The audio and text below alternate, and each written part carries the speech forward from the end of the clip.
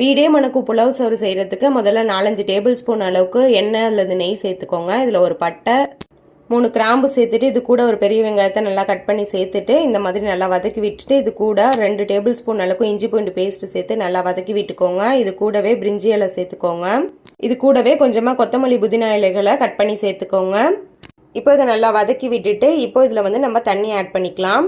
1 cup biryani ரைஸ்க்கு 3 கப்புங்கிற அளவுக்கு தண்ணி ஆட் பண்ணிக்கோங்க. இப்போ இதில் தேவையான அளவுக்கு உப்பு சேர்த்துக்கோங்க. சேர்த்துட்டு மூடி வச்சுக்கோங்க. இப்போ தண்ணி நல்லா கொதி வர ஸ்டார்ட் ஆனதுக்கப்புறமா இப்போ இதில் ஊற வச்சிருக்க ரைஸை சேர்த்துட்டு நல்லா மிக்ஸ் பண்ணி விட்டுக்கோங்க. இந்த புலாவ் சோறு நம்ம ரைஸ் குக்கரில் தான் செய்ய போகிறோம். அதனால ரைஸ் குக்கர் பார்ட் தான் நம்ம அடுப்பில் வச்சுருக்கோம். இப்போ கொதி வர ஸ்டார்ட் ஆனோன்னா அடுப்பை ஆஃப் பண்ணிவிட்டு எடுத்து ரைஸ் குக்கரில் வச்சுட்டு எப்போதும் ரைஸ் எப்படி குக் பண்ணுவோமோ அதே மாதிரி பட்டன் ப்ரெஸ் பண்ணி குக் பண்ணிக்கோங்க. அவ்வளோதான், எம்மி அண்ட் டேஸ்டியான புலாவ் சோறு ரெடி ஆயிடுச்சு. இன்னைக்கு நம்ம சூப்பரான மட்டன் குழம்பு அல்லது கிரேவின்னு வச்சுக்கலாம். அது எப்படி செய்யறதுன்னு பார்த்துடலாமா?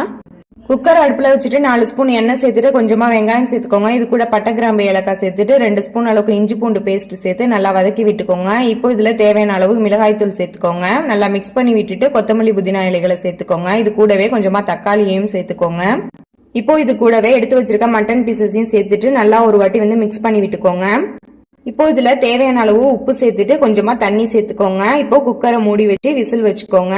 மட்டன் வேகிறதுக்குள்ள உருளைக்கிழங்கையும் தண்ணியில போட்டு வேக வச்சு எடுத்துக்கோங்க. இப்போ மட்டன் நல்லா வெந்துருச்சு. இப்போ ஓபன் பண்ணிட்டு மல்லித்தூள் சேர்த்துக்கோங்க.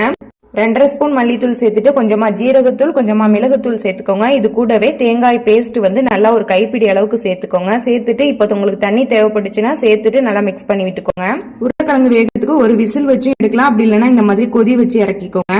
சூப்பரான மட்டன் குழம்பு ரெடி. இப்போ புலாவ் சோறுக்கும் மட்டன் குழம்புக்கும் சூப்பரான காம்பினேஷனான வெண்டிக்காய் பச்சடி எப்படி செய்யறதுன்னு பார்க்கலாம். கடாயில 4 ஸ்பூன் எண்ணெய் சேர்த்துட்டு இது கூட கடுகு சேர்த்து நல்லா பொரிய விட்டுட்டு வெங்காயம் கொஞ்சம் சேர்த்துக்கோங்க. இது கூட கருவேப்பிலை கொத்தமல்லியும் சேர்த்துட்டு இதுல வெண்டிக்காவை இந்த மாதிரி சின்ன சின்ன பீஸா கட் பண்ணி சேர்த்துட்டு இது கூட ஒரே ஒரு தக்காளி பழத்தை சேர்த்துக்கோங்க.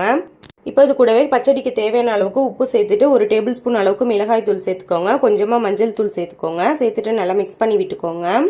இப்போ இதுல ஒரு லெமன் சைஸ் அளவுக்கு புளியை கரைச்சி அந்த தண்ணியை இதில் சேர்த்துக்கோங்க. சேர்த்து இதிலே கொதிக்க விட்டுக்கோங்க. இது நல்லா கொதிச்சு கிரேவி ஆனதுக்கு அப்புறமா இதில் 1 டேபிள் ஸ்பூன் அளவுக்கு மட்டும் சுகர் சேர்த்துட்டு இறக்குனீங்கன்னா சூப்பரான வெண்டிக்காய் பச்சடி ரெடி. வீடியோ பிடிச்சிருந்தா லைக் பண்ணிட்டு மறக்காம நம்ம சேனலை சப்ஸ்கிரைப் பண்ணிக்கோங்க.